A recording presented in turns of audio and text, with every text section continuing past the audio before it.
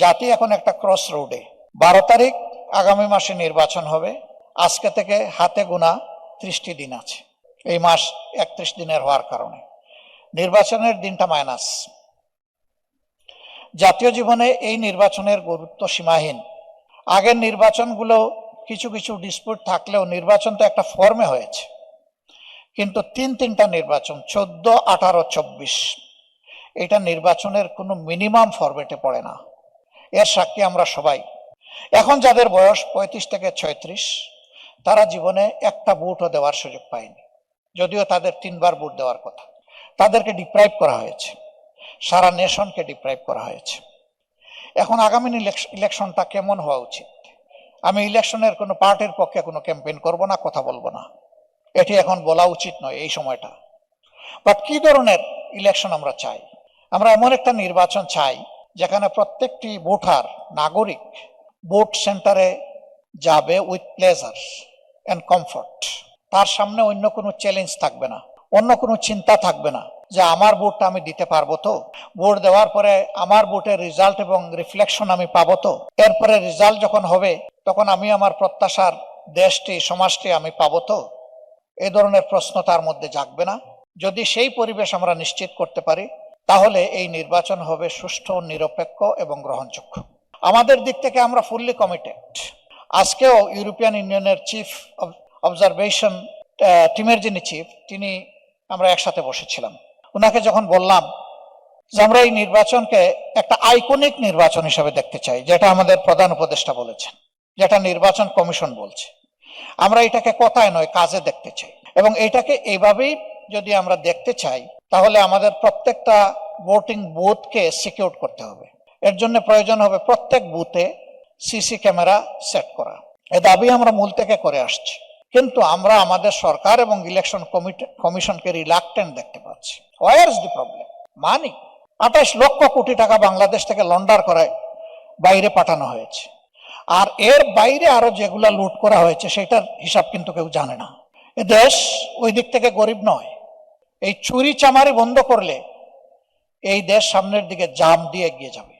এখানে যদি 500 কোটি 1000 কোটি টাকা লাগে এটা অবশ্যই করা উচিত, কারণ একটা গুড গভর্নেন্সের পূর্ব শর্ত হচ্ছে একটা ফেয়ার এন্ড গুড ইলেকশন। যদি প্রত্যেক বুথে এটা সেট করা থাকে এবং এটা যদি সেন্ট্রাল মনিটরিং এর আন্ডারে থাকে তাহলে প্রত্যেকের বুকও কাঁপবে, হাতও কাঁপবে কিছু করতে। তখন ল এনফোর্সার্স এর সংখ্যা যদি কিছু কম হয় ওইটা বাকি অভাব পূরণ করে দেবে। এটা সেনাবাহিনীর পক্ষে সম্ভব নয়। আমাদের দেশে 40,000 42,000 সেন্টারে এইরকম সেনাবাহিনী ডিপ্লয় করা, এটা আমরাও বুঝি এটা সম্ভব না, কিন্তু ওই সেনা সেখানে সিট করে দিলে সেনাবাহিনীরই গ্যাপটা ফিল আপ করে। এখন পর্যন্ত আমাদের সরকার এটা শুনছেন না। আমরা কিন্তু আমাদের জনগণের উপর গভীর আস্থাশীল, 100% আস্থা আছে আমাদের জনগণের উপর। জনগণ যাকে পছন্দ তাকে ভোট দেবে, কিন্তু তার পছন্দের ভোট দেওয়ার পরিবেশ নিশ্চিত করে দিতে হবে সরকার এবং ইলেকশন কমিশনকে। এখন পর্যন্ত এটি হয়নি, আমরা সবাই প্রত্যক্ষ করছি। তবে আমরা আশাবাদী থাকতে চাই এটা হবে, এবং আমরা বলতে চাই এটা করতে হবে।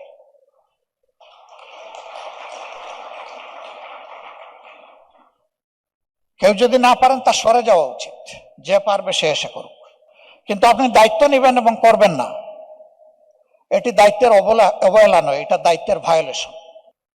আমরা সেই ভায়োলেশন দেখতে চাই না। অনেক ভয় ভীতি সমাজে কাজ করছে। এখনো কেন সাংবাদিকরা এই প্রশ্ন করবে যে 12 তারিখ ইলেকশন হবে কিনা, আপনারা কনফিডেন্ট কিনা, ইলেকশন সুষ্ঠু হওয়ার ব্যাপারে আপনাদের কোনো সন্দেহ আছে কিনা? এই প্রশ্ন কেন করে? নিশ্চয়ই কিছু কারণ আছে বলেই তো করে। ওই কারণগুলো রিমুভ করতে হবে। একটা ইলেকশন কি সবকিছুর সমাধান? না, কিন্তু এটা শুরু। একটা বীজ না রইলে তো গাছ উঠবে না। এই ইলেকশনটা, ফেয়ার ইলেকশনটা হচ্ছে একটা ফেয়ার সোসাইটি, একটা গুড গভর্নেন্সের একটা আস্ত বীজ। এই বীজ রোপণ না করলে তো গাছ উঠবে না। আর আল্লাহর কসম আমরা ওই বিগত 3 নির্বাচন বা 4 নির্বাচনের মতো কোনো নির্বাচন দেখতে চাই না। আমরা বোঝাপড়ার কোনো নির্বাচন একেবারেই দেখতে চাই না। বোঝাপড়া কোনো অথরিটির সাথে হবে না, বোঝাপড়া হবে রাজনৈতিক দলগুলার ভোটারদের সাথে সরাসরি, অন্য কারো সাথে না। আমরা সেই নির্বাচনটা দেখতে চাচ্ছি।